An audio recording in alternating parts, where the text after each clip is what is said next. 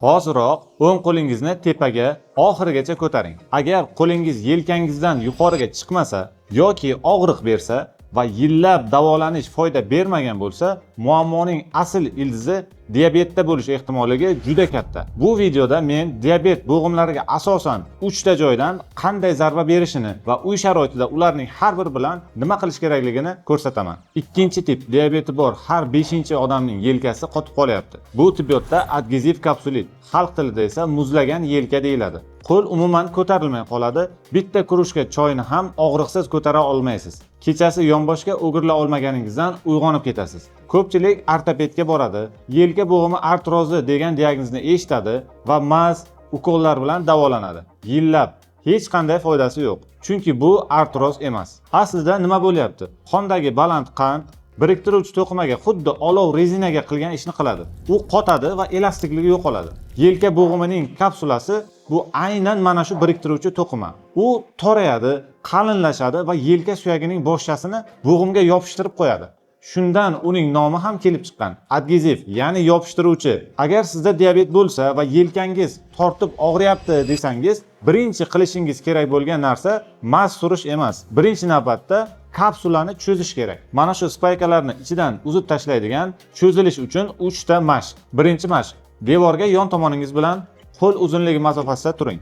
Sog' qo'lingiz bilan kasal qo'lingizni bilagidan ushlang va uni sekin devor bo'ylab tepaga olib chiqing. Xuddi devorda soningizdan eng baland nuqtagacha chiziq chizayotgandek. Oxirigacha olib boring. 20 sekund ushlab turing. Keyin tushiring. Ertalab va kechqurun 10 martadan qaytaring. Ikkinchi mashq: sochiqning ikki uchidan ushlang. Bir qo'l orqadan yelka osha, ikkinchi qo'l esa pastdan bel orqali. Sog' qo'l sochiqni pastga qarab tortadi, kasal qo'l esa passiv ravishda tepaga. 30 sekund 5 martadan. Bu kapsulaning orqa qismini cho'zadi. Eng qalin spaykalar aynan o'sha yerda joylashgan. Nimaga bu yordam beradi? Gap shundaki, qondagi yuqori qand miqdori bo'g'im kapsulasidagi kollagen tolalarini glikatsiyaga uchratadi. Ya'ni ortiqcha qand bu tolalarni bir-biriga xuddi yelimdek yopishtirib, qotirib qo'yadi. Mexanik cho'zilish mashqlari esa aynan shu yopishib qolgan tolalarni sekin-asta uzib, bo'g'imni ozod qiladi. Albatta bu bir kunda bo'lmaydi, lekin 6-8 hafta muntazam qilinsa, harakat albatta tiklanadi. Endi hamma barmoqlaringizni sekin oxirigacha musht qilib turing. Agar qaysidir barmoq chiq etib ovoz chiqarsa, qotib qolsa yoki o'zidan o'zi to'liq yozilmasa, bu tibbiyotda trigger barmoq, ya'ni qotib qoluvchi barmoq sindromi deyiladi. Bu simptom haqida sizga hech kim aytmaydigan bir sirni ochaman. Yapon olimlari ikkinchi tip diabeti bor 399 ta bemorni qariyb 6 yil davomida kuzatishdi. Natijalarini eshitib hayron qolasiz. Trigger barmog'i bor odamlarda yurak qon tomir kasalliklari xavfi boshqa diabetiklarga qaraganda 3,3 barobar yuqori bo'lib chiqqan. E'tibor bering, 1,5 barobar emas, 3 barobardan ham ko'p. Bu tasodif emas. Trigger barmoq kelib chiqishiga sabab qondagi yuqori qand miqdori paylarni yemiradi. Aniqrog'i, maxsus kanal ichida sirpanadigan o'sha payni. Pay glikatsiyaga uchrab shishib ketganda esa ular kanalga sig'may tiqilib qoladi. Aslida bu butun tanangizdagi har bir tomirda bir vaqtning o'zida sodir bo'layotgan tizimli jarayonning shunchaki ko'zga ko'ringan belgisi xolos. Barmoq chiq etyaptimi? Demak, qon tomirlarida muammo bor. Xo'sh, nima qilish kerak? Birinchidan, bu qondagi qand nazorati yetarli emasligini yaqqol signali. Qachondir oldin emas, aynan hozir. Ikkinchidan, paylarning erkin sirpanishini tiklaydigan aniq bir mashq bor. Qo'lingizni musht qilib, boricha qattiq siqing. 3 sekund ushlab turing. Keyin to'liq yozing va barmoqlarni iloji boricha keng qilib yoying. 3 sekund ushlab turing. Buni kuniga 3 mahal 10 martadan bajarasiz. Bu harakat paylarni kanal ichida faol ishlatib, shishni haydaydi va ularni erkin sirpanishini tiklaydi. Qo'shimchasiga, bu mashq panjadagi qon aylanishini, ya'ni mikrosirkulyatsiyani yaxshilaydi. Chunki diabetda birinchi navbatda barmoqlardagi mayda tomirlar jabr ko'radi. Agar barmog'ingiz bir necha oydan beri qirsillab, qotib qolayotgan bo'lsa, mashqdan oldin qo'llar uchun iliq vanna qilishni odat qiling. Issiqlik kanallarni kengaytiradi va paylar osonroq sirpanadi. Buning uchun qo'lingizni iliq suvda 5 daqiqa ushlab turing.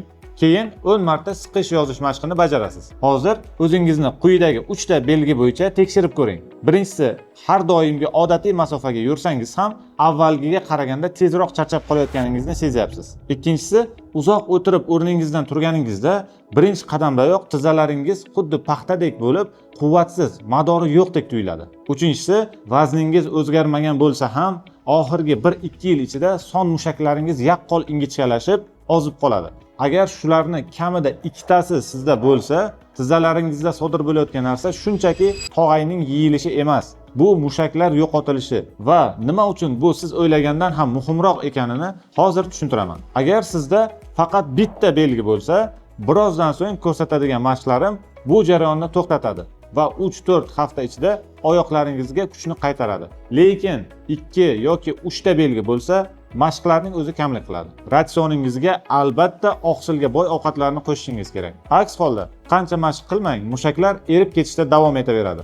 Bu haqda video davomida batafsil to'xtalamiz. Diabet va bo'g'imlar haqida gap ketganda umuman aytilmaydigan bir narsa bor. Ikkinchi tip diabetdagi insulin rezistentlik nafaqat qondagi qand miqdoriga ta'sir qiladi, balki mushaklarga qarshi ham ishlaydi. Mushak hujayralari normal ozuqa ola olmaydi va shunchaki erib ketadi. Tibbiyotda bu sarkopeniya deb ataladi. Diabeti bor insonlarda bu jarayon sog'lom odamlarga qaraganda bir necha barobar tezroq rivojlanadi. Endi eng muhim joyi, tizzadagi tog'aylarning o'z qon tomirlari yo'q. U faqatgina harakat paytidagi bosilish va bo'shashish hisobiga oziqlanadi. Bu xuddi gubkaga o'xshaydi. Ezasiz, ichidagi suvni chiqaradi, qo'yib yuborasiz, atrofdagi bo'g'im suyuqlikdagi kerakli ozuqa moddalarini o'ziga so'rib oladi. Mana shu bosilish, qo'yib yuborish jarayonini mushaklar yaratib beradi. Mushak zaiflashgach, tog'ay normal oziqlanishdan to'xtaydi. U quriydi va yoriladi. Shuning uchun diabetiklar hatto sog'lom odam bilan bir xil vaznda bo'lsa ham tizzalarini tezroq yemirib qo'yishadi. Birinchi mashq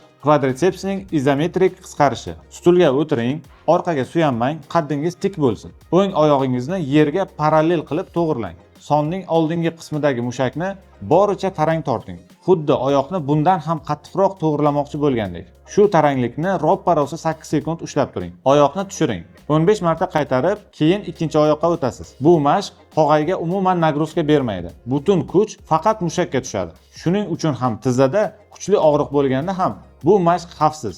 Nima uchun 5 emas, 10 emas, aynan 8 sekund. Izlanishlar shuni ko'rsatadiki, taranglik 6 soniyadan 10 soniyagacha ushlab turilganda sekin ishlaydigan mushak tolalari maksimal darajada faollashadi. Bu tolalar bo'g'imni mahkam ushlab turadigan va uning barqarorligi uchun javob beradigan asosiy qismdir. Sarkopeniyada esa birinchi bo'lib aynan mana shu muhim tolalar erib yo'qoladi. Bu ma'lumotlarni foydali deb bilsangiz, videoga like bosing va albatta obuna bo'lishni unutmang. Biz esa sizga foydali ma'lumotlarni berishda davom etamiz. Ikkinchi mashq, devor oldida yarim o'tirib turish. Devorga orqa bilan turing. Oyoqlar yelka kengligida.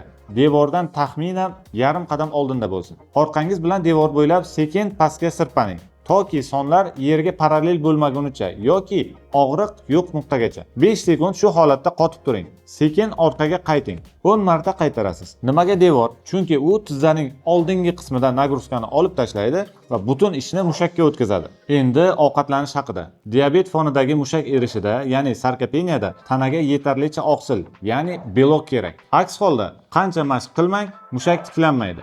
Uning kunlik me'yori tana vaznining har 1 kilogrammiga 1 gram oqsil. 80 kilogram vaznli odam uchun bu 80 gram oqsil degani. Masalan, bitta tuxumda taxminan 6 gram, 100 gram qaynatilgan tovuq go'shtida 25 gram, 1 stakan kefirda esa 8 gram oqsil bor. Bularni gramlab hisoblab o'tirish shart emas.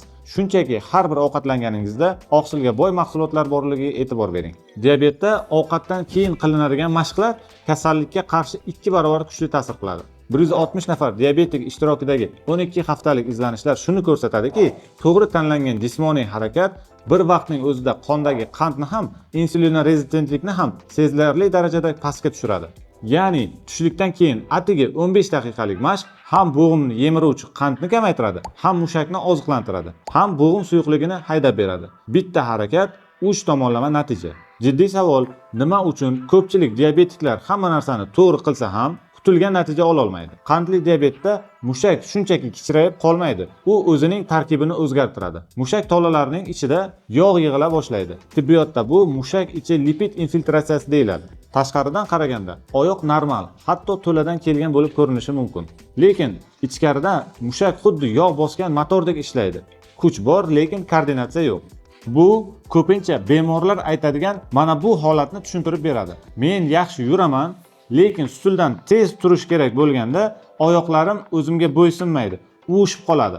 Bu oddiy holsizlik emas. Bu mushakni yog' bosishi va nervlarni zararlanishi, diabetik neyropatiya tufayli nerv va mushak o'rtasidagi aloqaning uzilishidir. Aynan mana shu turdagi koordinatsiyani maxsus tiklaydigan bitta mashq bor va u metabolizmni aktivlashtirish orqali mushak ichidagi yog'ni ham bir vaqtning o'zida kamaytiradi.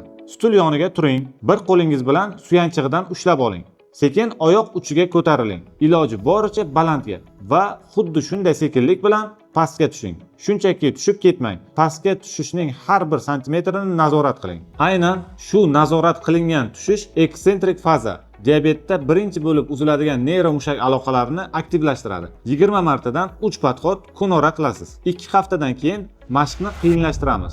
Endi shu oyoq uchiga ko'tarilishni har bir oyoqda navbati bilan alohida bajaring. Bu muvozanat saqlashni ham chiniqtiradi. Chunki nervlar zararlanganda odamni mushakning zaifligi emas, aynan muvozanatning yo'qolishi va suyak sinishlariga olib keladi. Demak, diabet bo'g'imlariga zarba beradigan 3 ta joy bu yelka, barmoqlar va tizza. Uchalasidan har birining o'z aniq mashqi bor. Albatta bajaring. Agar siz bularning hammasini bajarsangiz va 3 haftadan keyin ham og'riq kamaymasa, bu degani yemirilish uy sharoitida hal qilib bo'lmaydigan darajada chuqurlashib ketgan. Biz Delta klinikda bunday holatlarda operatsiyasiz, tabiiy, konservativ davolanishingizga yordam beramiz. Hoziroq pastdagi raqamlar orqali batafsil ma'lumot olishingiz yoki Telegram orqali biz bilan bog'lanishingiz mumkin. O'zingizni asrang, keyingi videolarda ko'rishguncha xayr.